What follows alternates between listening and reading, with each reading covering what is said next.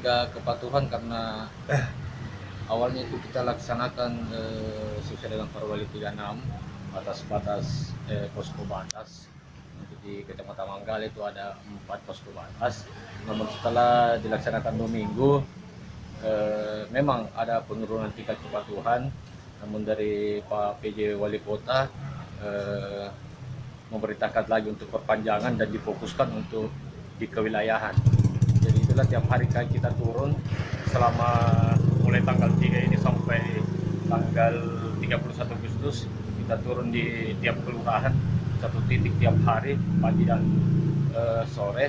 Ini minimal untuk menghimbau kepada warga tentang protokol kesehatan.